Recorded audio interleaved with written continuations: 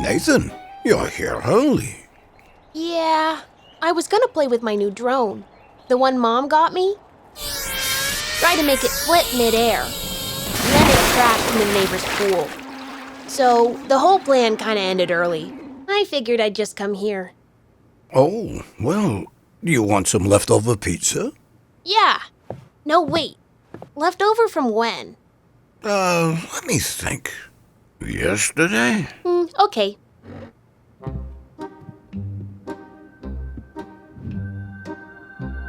Grandpa, what's that gem you keep on the shelf? I've never noticed it before. Well, that's a stone I found on the beach once. It looks special. It is, but do you know what's even more special? What? A story behind it. You want to hear it? Is it a long story? Nah, not that long. Okay. Once there was a poor man who worked very hard by digging clay and selling it. His name was Label. One day, Label found a gem that was big and beautiful,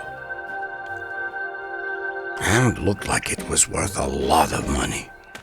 But since Label didn't know exactly how much it was worth, he took it to a man who knew all about gems and precious stones. This man told him, "No one here can afford to buy such a precious stone. Go to the big city of London, and there you'll be able to sell it." But Label was so poor, he couldn't afford to travel all the way to London. So he sold everything he had to get some money, and even went from house to house, asking people to help him make the journey. At last, he got just enough money to take him as far as the sea.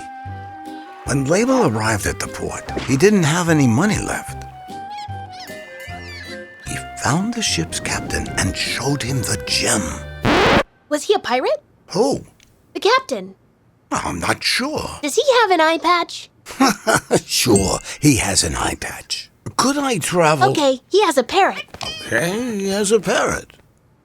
Can I please travel on your ship? Label asked him. As soon as we get to London, I will sell this diamond and get a lot of money for it. Then I'll pay you for the trip. Yes, sure, the captain told him. Welcome aboard my ship. The captain thought Label was a very good person, someone whom he could trust. He gave him a lovely room on the ship and treated him nicely, as if Label was already a rich man. Label's room on the ship had a view of the sea, and he sat there feeling very happy as he looked at the diamond. He usually did this while eating his meals, when he was in an especially good mood. He just ate and stared at the stone? To Label, that stone was like a looking glass. He'd look at it and see a better future playing out. And that gave him all the joy he needed. One day, Label sat down to eat, but while he was sitting there, he fell asleep. Meanwhile, the boy who cleaned up on the ship came in and cleared off the table. He shook the tablecloth with its crumbs, and the gem flew out of the window and into the sea.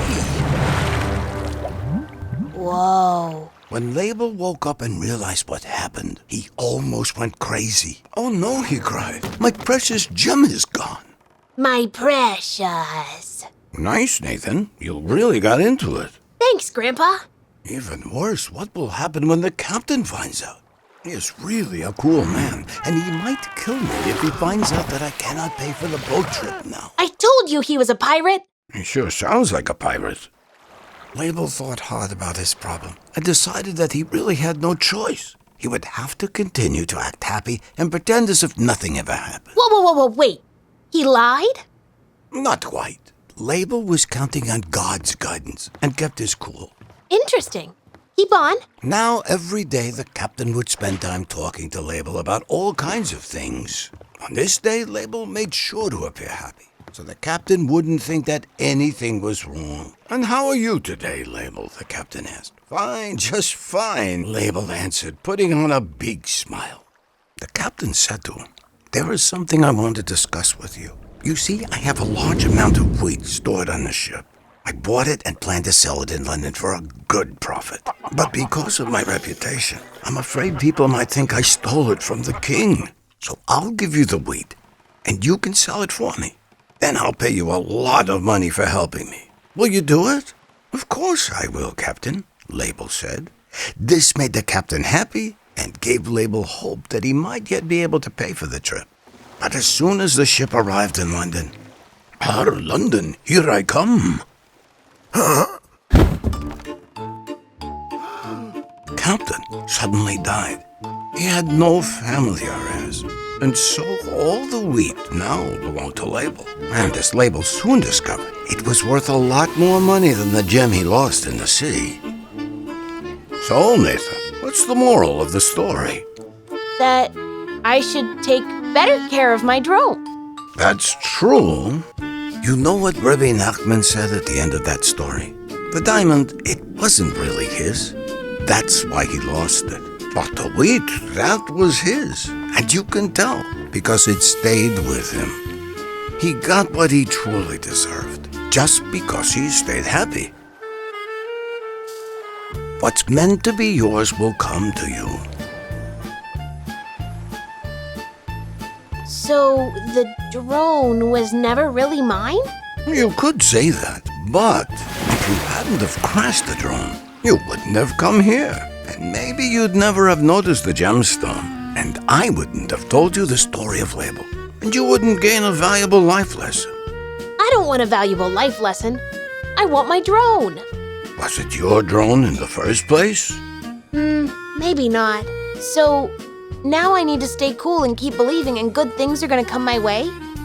Probably. Like this gem. You want it? I don't know what I would do with it, but maybe it's worth more than my old drone? And it will help me along the way? I see you did learn a valuable lesson. Thanks, Grandpa. Now it's time to head home. Your mother's probably worried. Okay, Grandpa. Can I come back tomorrow? You can tell me another Rebbe Nachman's tale. With pleasure, Nathan.